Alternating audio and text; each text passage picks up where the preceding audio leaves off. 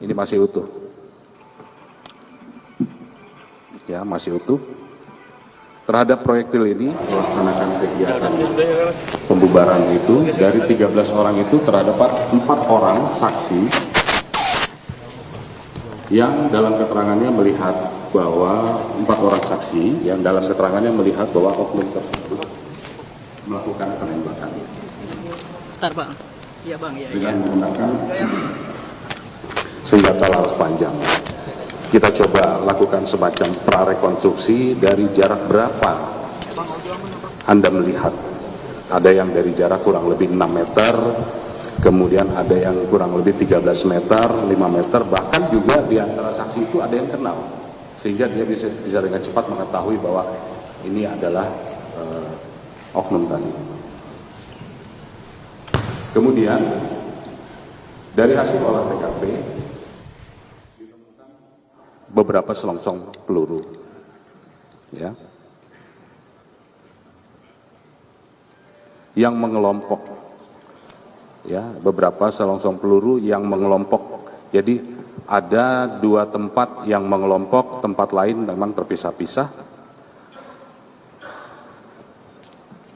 yang oleh tim lapor setelah diukur antara posisi selongsong peluru dengan titik jatuhnya korban, di situ ada darah dan lain sebagainya, itu searah, ya, searah dengan posisi korban.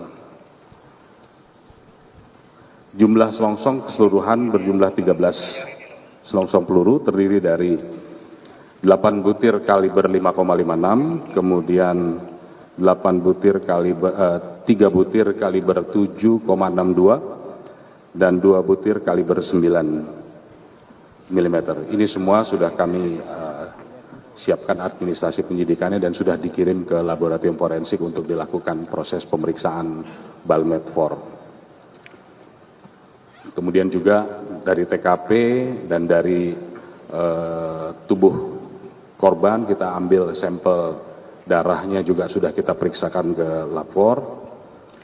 Kemudian dari hasil otopsi ketiga jenazah, di sini hadir Dr. Legowo, nanti bisa kalau misalkan ada yang mau bertanya lebih detail silahkan tanyakan kepada ahlinya. Tetapi perlu saya sampaikan bahwa dari hasil otopsi ketiga jenazah ditemukan luka tembak pada dua orang di bagian kepala dan 1 orang di dada.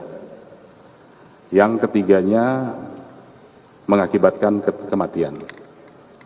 Kemudian ditemukan proyektil pada ketiga korban tersebut dalam kondisi 2 terpecah dan 1 masih utuh. Ini mungkin ya,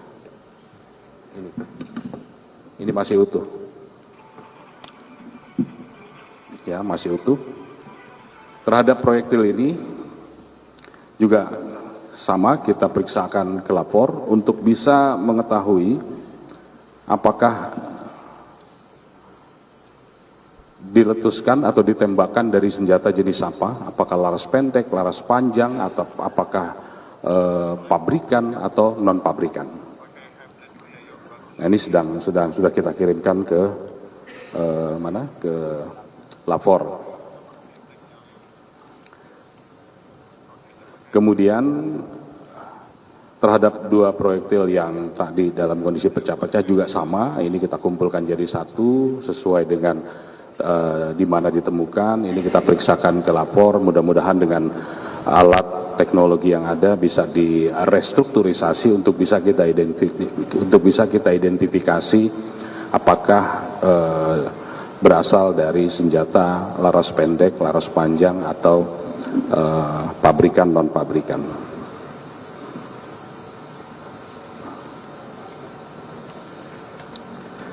Jadi ini semua yang sudah kami lakukan dan ini juga kita share kepada rekan-rekan dari Korem dan dari Pomdam tentang informasi ini. Kemudian karena kita sudah melakukan joint investigasi, teman-teman dari Pomdam juga sudah menyampaikan bahwa sudah ada 2 orang yang menyerahkan diri, dan keduanya berdasarkan pengakuannya berada di TKP. Nah, ini sesuai berarti dengan keterangan-keterangan yang lain bahwa memang ada. Ya, berdasarkan pengakuannya berada di TKP, kemudian juga melakukan penembakan dan membawa senjata api. Namun disampaikan senjata api jenis rakitan. Ini yang masih akan kita dalami ke depan, karena semua fakta peristiwa harus didukung dengan alat bukti. Saya ulangi, semua fakta peristiwa harus didukung dengan alat bukti, sehingga semangat kami untuk bisa mengungkap ini, kemudian dengan kebersamaan dalam melakukan penyelidikan, mudah-mudahan bisa memberikan hasil yang bisa memenuhi rasa keadilan bagi semua. Mungkin ini yang bisa saya sampaikan. Kalau ada yang mau ditanyakan silakan, tapi mungkin ada yang mau disampaikan oleh Pak Panglima, kami persilakan. Sekian dan terima kasih. Wassalamualaikum warahmatullahi wabarakatuh.